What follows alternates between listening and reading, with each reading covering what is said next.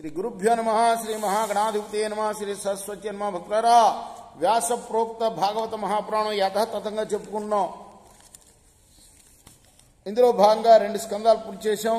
3వ స్కందంలో కూడా 39 భాగాలుగా నిన్నటి వరకు చెప్పుకున్నాం. ఈరోజు 40వ భాగం చెప్పుకుందాం.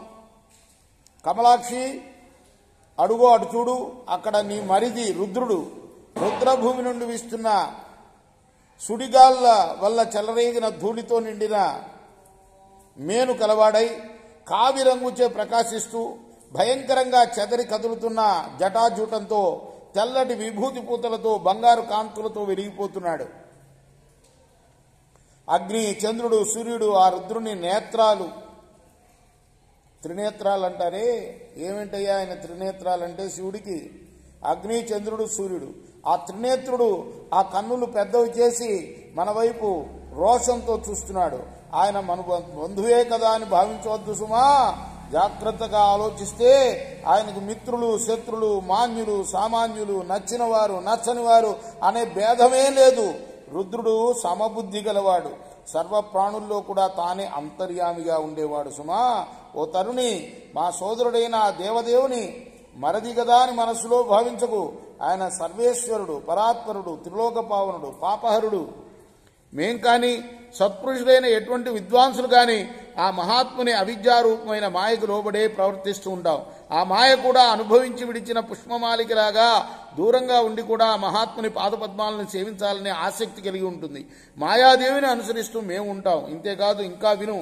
ఎవని అనుగ్రహం వల్ల బ్రహ్మ ఇంద్రాది దిక్పాలకులు తమ తమ పదవులను అధిష్ఠించి అతివైభవంగా ఉంటున్నారో, ఎవని ఆజ్ఞకు లోబడి సమస్త ప్రపంచానికి రాణి అని దగ్గర మాయ ఎల్లప్పుడూ ప్రవర్తిస్తూ ఉంటుందో, ఎవరి గొప్పతనాన్ని ఇటువంటిది అటువంటిది అని వేదాలు కూడా నిరూపించలేవో, ఎవరిని అందరూ సేవిస్తారో, ఎవడు తనతో సాటివారు తనకంటా మేటివారు లేనివాడో అటువంటి దేవదేవుని, అటువంటి త్రిపురాసుర సంహరుని, అటువంటి హరుని, ఎముకల మాలలు ధరించేవాణ్ణి, ఆది భిక్షువుని, బూడిద పూసుకునేవాణ్ణి, శ్మశాన వాసిని, ఇలా ఎవరినైతే అపహాస్యం చేస్తూ ఉంటారో వాళ్ళందరూ కూడాను నిర్భాగ్యులు సుమా. కుక్కలకు, నక్కలకు ఆహారం కాదగినది, ఇహపరాలకు దూరం అయినట్టుది అయిన శరీరాన్ని శాశ్వతమని నమ్ముకొని దాన్ని వస్త్రాలతోటి, పూలదండలతోటి, ఆభరణాలతోటి అలంకరించుకునే వాళ్లే మూర్ఖులు, పరమ దౌర్భాగ్యుని వాళ్ళు అని తెలుసుకో అని తన ప్రియసతి అయిన దితికి కశ్యప ప్రజాపతి తెలిపాడు. అంటే ఎందుకు ఇదంతా తెలుపుతున్నాడంటే, సంధ్యా సమయంలో ఆయన పొందు కోరింది సతి అయిన దితి కశ్యపుడి యొక్క పొందు కోరింది. అది తప్పు. ఆ సమయంలో ఆ స్వామి ఇలా చరిస్తూ ఉంటాడు. ఆ భూతనాథుడు చరించే సమయం ఒక ముహూర్తకాలం ఆగు. ముహూర్తం అంటే ఒక 48 నిమిషాలు అన్నమాట. సంధ్యా సమయం మనం నిన్న చెప్పుకున్నాం. సంధ్యా సమయం అంటే కేవలం మనకు క్యాలెండర్లోను, పేపర్లోను, పంచాంగాల్లోనూ ఇచ్చే టైం కాదు. దానికి ముందు ఒక గడియ, వెనక ఒక గడియ, 2 గడియలు కలుపుకుంటే 48 నిమిషాలు మనకి ఇంగ్లీష్ లెక్క ప్రకారం. 2 గడియలు ఒక ముహూర్తం. ముహూర్త కాలం సంధ్యాకాలం అన్నమాట. ఆ సంధ్యాకాలంలో పొందు కరెక్ట్ కాదు. అంతేకాదు, ఆ సంధ్యాకాలంలో నీరు కూడా పుచ్చుకోకూడదు, అంత దోషం ఆ కాలం అని చెప్పాడు తన ప్రియసతి అయిన దితికి కశ్యప ప్రజాపతి. ఈ విధంగా నచ్చ చెప్పినప్పటికీ ఆమె మన్మథ బాణాలతో దెబ్బతిన్న మనస్సు కలదై మళ్లీ కశ్యపుడితో ఏమేమో అన్నది ఆమె. దితి తన పట్టు వదలకుండా సిగ్గుతో తల వంచుకున్న ముఖం కలదై ఇది తగని పని అని కూడా అనుకోకుండా సహనం కోల్పోయి ఆ సమయంలో నిషిద్ధ కర్మను, అంటే ఆయనతో రతిక్రియను జరపడానికి ఆయన్ని ప్రోత్సహిస్తూ వారకాంతలాగా కామోత్కంఠతో పతి వస్త్రాన్ని పట్టుకుని లాగింది. ఈ విధంగా తన ఇల్లాలు బలవంతం చేయగా వదిలించుకోలేక కశ్యప ప్రజాపతి ఈశ్వరుడికి నమస్కారం చేసి ఏకాంతంగా తన కాంతతో, అంటే ఆ దితితో రతిక్రీడ సలిపి ఆమె కోరిక తీర్చాడు ఆ సంధ్యా సమయంలో. వెంటనే కాళ్ళు చేతులు కడుక్కొని స్నానం చేసి ప్రాణాయామపూర్వకంగా శాశ్వతము పరమ పవిత్రము అయిన బ్రహ్మగాయత్రి మంత్రాన్ని జపించాడు. ఆ తర్వాత దితి కూడా కూడని పని చేసినందుకు గాను ఆ స్థితిలో మనస్సులో సిగ్గు అగ్గలించగా తలవంచుకున్నదై పశుపతి అయిన రుద్రుడు ఏం చెప్తాడో అనే సంశయంతో కూడినదై భయంతో కశ్యపుణ్ణి చూసి ఎంతో ప్రియంగా ఇలా అన్నది. సర్వభూత సంరక్షకుడైన పరమేశ్వరుడు నేను చేసిన అపరాధాన్ని క్షమించి నా గర్భాన్ని రక్షించుగాక. రుద్రుడు దయాసముద్రుడు, మహానుభావుడు, స్వయం ప్రకాశకుడు. ఆయన అనుజ్ఞ దాటరానిది. ఆయన కోరికలు కలవారికి కోరికలు తీరుస్తాడు, కోరికలు లేని వారికి మోక్షాన్ని అనుగ్రహిస్తాడు, దుండగులను దండిస్తాడు, ధర్మదండాన్ని ధరిస్తాడు. దుర్జన శిక్షకుడు, పరమాత్ముడు, సర్వవ్యాపకుడు, నిర్గుణుడు, నిష్కాముడు, భక్త సులభుడు, భగవంతుడు అయిన పరమేశ్వరుడికి నమస్కరిస్తున్నాను. సద్గుణైశ్వర్య సంపన్నుడు, జగన్నాథుడు, అపార కృపామయ హృదయుడు, అత్యంత చింతాక్రాంతలైన కాంతలను కటాక్షించేవాడు, సతీదేవి వల్లభుడు అయిన సర్వేశ్వరుడు నన్ను మన్నించుగాక అని సన్నుతించింది ఆ పరమేశ్వరుణ్ణి. సంతానం లేనిది కాబట్టి దితి తన వల్లభుని వల్ల తనకు గర్భం నిలిచినందుకు మనసులో ఎంతగానో సంతోషించింది ఆమె.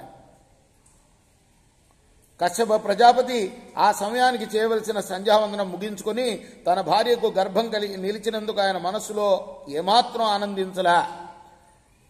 చేయరాని పని చేసినందుకు మనసులో ఎంతగానో చింతిస్తూ తన కాంతను చూసి ఇలా అన్నాడు. ఓ సతీ, నీవు, సతి అంటే భార్య అని, ఓ భార్య, నీవు మన్మధుని చెరుకు వింటి నుండి వెలువడిన పదునైన బాణ పరంపరల ధాటికి తట్టుకోలేక, నీలో కలిగిన కామమోహాన్ని భరించలేక చెదిరిన హృదయం కలదానివై లోక నిందకు జంకకుండా, సిగ్గు ఎగ్గు లేకుండా, భయం విడిచిపెట్టి అకాలంలో బలవంతంగా వెలయాల్లేక వ్యామోహానికి లొంగిపోయి నాతో సంగమించావు.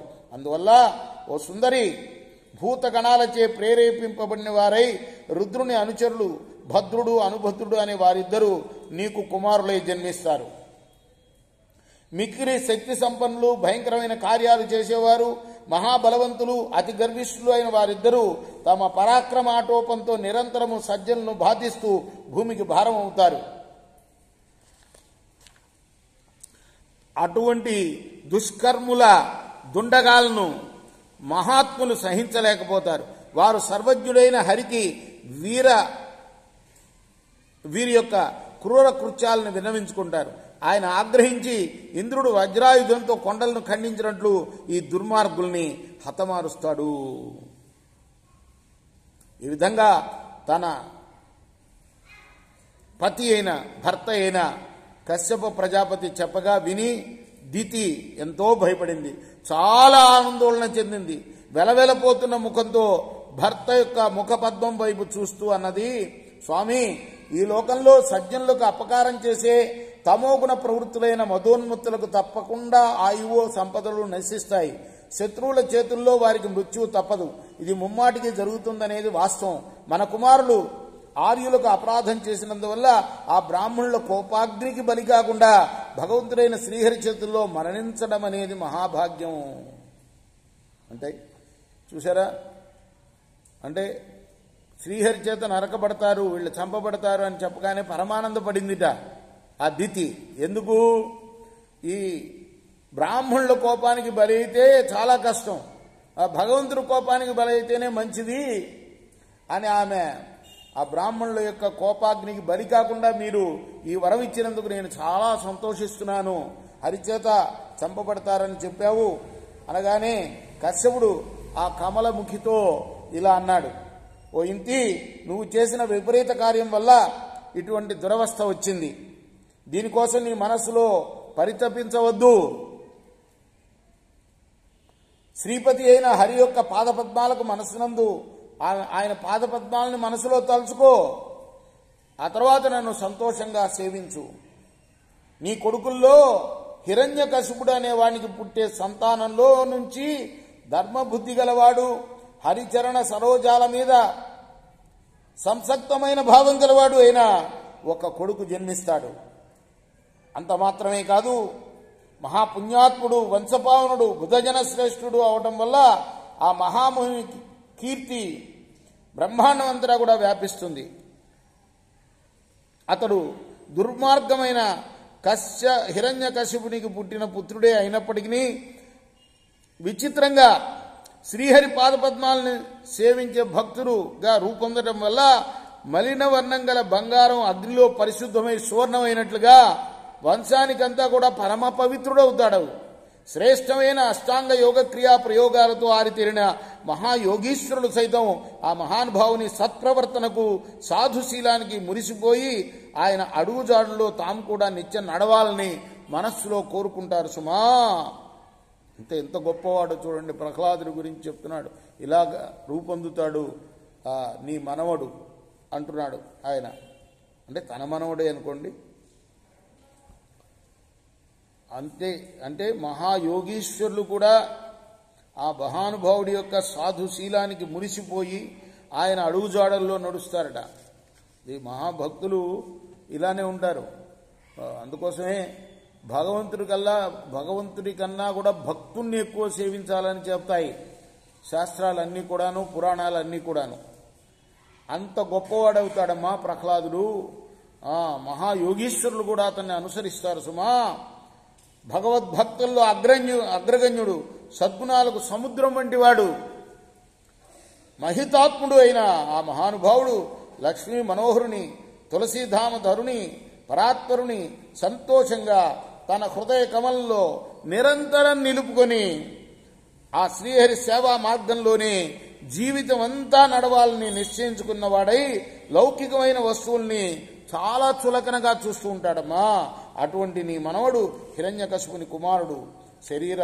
శరీరాదులపై అభిమానం వదిలినవాడై, వైరాగ్యంతో కూడిన స్వభావం కలవాడై, ఇతరుల అభివృద్ధికి సంతోషిస్తూ అలానే ఇతరుల దుఃఖానికి తాను కూడా దుఃఖపడుతూ ఉంటాడు. ఈ విశ్వం సమస్తము భగవన్మయమని భావిస్తాడు. అటువంటి భావన భగవంతుని దయ వల్లనే కలిగిందని విశ్వసిస్తాడు. అటువంటి భగవంతుని సంతోషంతో తదేక దృష్టితో ఆత్మసాక్షిగా దర్శిస్తారు. అతి భయంకరమైన ఎండాకాలంలో సర్వజీవులకు తాపాన్ని పోగొట్టే చంద్రుడిలాగా సమస్త జీవుల సంతాపాన్ని కూడా పోగొడతాడు. అతనికి శత్రువు అనేవాడే ఉండడు సుమా. అజాత శత్రువు సుమా అతను. ఇంకా శ్రీహరి ధ్యానంలో అత్యంత నిష్ఠ గలవాడై, భగవద్భక్తుల్లో అగ్రగణ్యుడై, లోపల వెలుపల సృష్టి అంతటా తాను భావించిన భగవంతుని రూపాన్ని స్వేచ్ఛగా చూడగలుగుతాడు. మకర కుండలాలతో మనోహరమైన ఆ లక్ష్మీ వల్లభుని ముఖాన్ని ఎక్కువ సంతోషంతో ఎప్పుడూ దర్శిస్తూ ఉంటాడు. అంతేకాదు మనువుతో సమానుడైన మహానుభావుడైన నీ మనవడు తన మనస్సులో ఈ ప్రపంచమంతా హరిమయంగా తలస్తూ మహాత్ములందరిలో మహనీయుడే కీర్తి పొందుతాడు అని కశ్యపుడు పలికాడు. రేపు మనం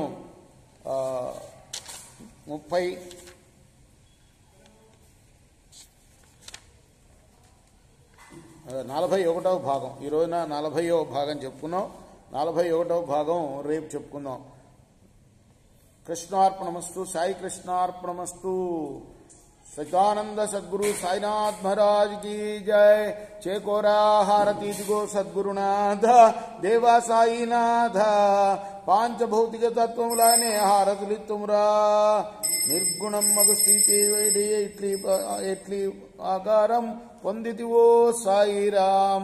సర్వము నుండి నీవే ఇంకను ఉంటివి తల్లివలే. రజోతమో సత్వము నుండి మాయటు జనించే బాబా మాయటు జనించే. ఆ మాయ నుండి వేరే మాయ ఏ తీరుగా వచ్చే. సప్త సాగరాలు నీకు క్రీడారంగములు బాబా క్రీడారంగములు. నీ లీలాతల